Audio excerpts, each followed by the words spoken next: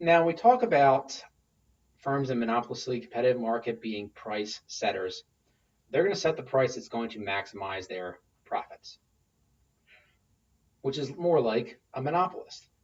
However, in this market, we have the free entry and exit. Firms can come and go. And so, as we talked about with perfect competition, if you're looking to start a business, you're going to go where you can make profits. Okay? So, if there's a market where these firms are making profits, new firms are going to enter. Okay? This is when that happens. Unlike with perfect competition, it's not just going to lower the price. What's going to happen is that as new firms enter, it's going to take demand away from the existing firms. Okay. So, for example, cheeseburgers. All right, cheeseburgers is a great example of a monopolistically competitive market. So, 15 years ago, roughly, cheeseburgers were, you had your McDonald's, Burger King, Wendy's, and then you had, diner cheeseburgers. But what has happened is that there's been really a shift in recent years to where you've had more competition. So you've had places like Five Guys, Zinburger, Bobby Flay's Burgers. I know I'm missing some, but Sonic's been becoming bigger in the area. Checkers, all that. I guess Checkers has been around for a while, but so as these places have been becoming bigger and bigger, there's been more competition.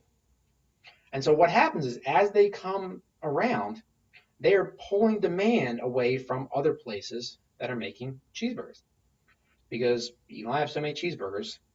And so if you're going to buy it, okay, it may not be a zero-sum game, but it becomes close to one. So if you're going to buy it at Five Guys, you're not going to buy it at McDonald's.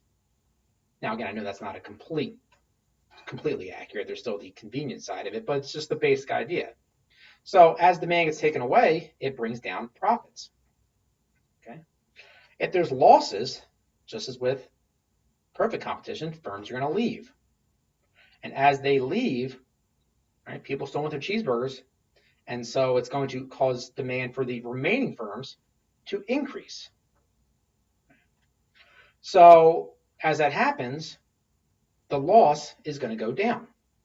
Now, as this happens in both cases, if there's profits being made, new firms are going to come in, which is going to reduce the demand for all the existing, which is going to bring profits down. If they're taking losses, existing firms are going to leave, and so firms are going to leave. So the ones that are left, they're going to see a jump or a bump in their demand, which is going to decrease the loss. In the long run, in a monopolistically competitive market, because of this free entry and exit, profits are going to get driven to zero. So let's look at that. So here's the case where we have our long run versus short run. Now again, in the short run, profits can be positive, negative, or zero.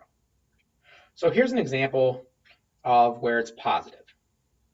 So in this case, we have a large profit. Now the cost curves, this is the same firm, it's looking at the same costs here, same marginal cost, same average cost. And so what's going to happen is, in the first case, they have a large profit. And so our profit is this area in here. Okay. Now, because of that large profit, new firms are going to enter. As that happens, you can see the demand goes down. And the price should actually be right down here. And so it drives down the price, and the cost actually goes up because of that as well. And so what happens? Profit is smaller here. Now this is going to continue to happen, and the demand is going to get less and less until it gets to the point where the profit maximizing output level is such that price equals average cost. Because remember, profit equals quantity times price minus average cost.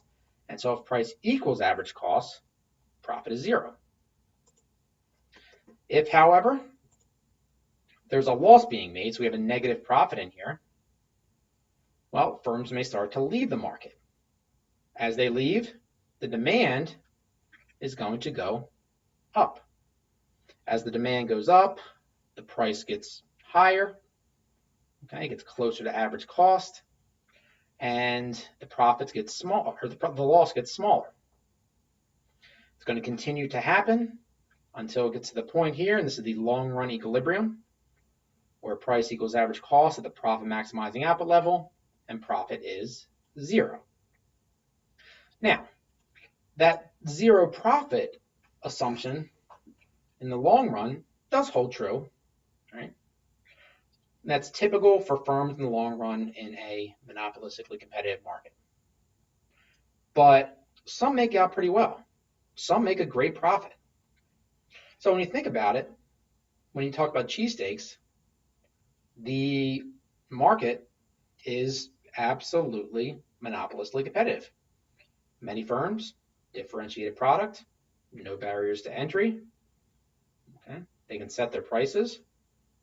But the 0 profit, while it may hold true for most, and remember, this is economic profit, so it takes into account the full opportunity cost, there's still a couple that do pretty well, specifically Geno's and Pat's.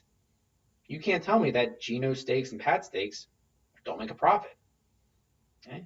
If you're ever going out there after maybe a night out at 2 in the morning, 3 in the morning on a Saturday, lines around the block. Okay, and the same goes for lunchtime. So what allows this to happen? Well, there's really 3 things that can allow a monopolistically competitive market to be profitable.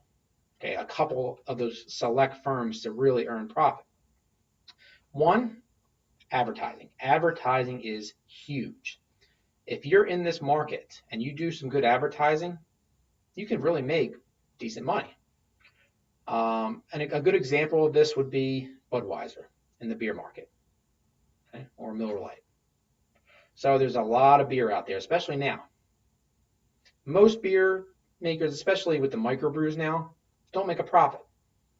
Again, an economic profit. And just to recall, the economic profit considers money they could have been making had they been working somewhere else, which by running a microbrew is technically a loss. They're losing that money. So, but getting back to it, Budweiser has great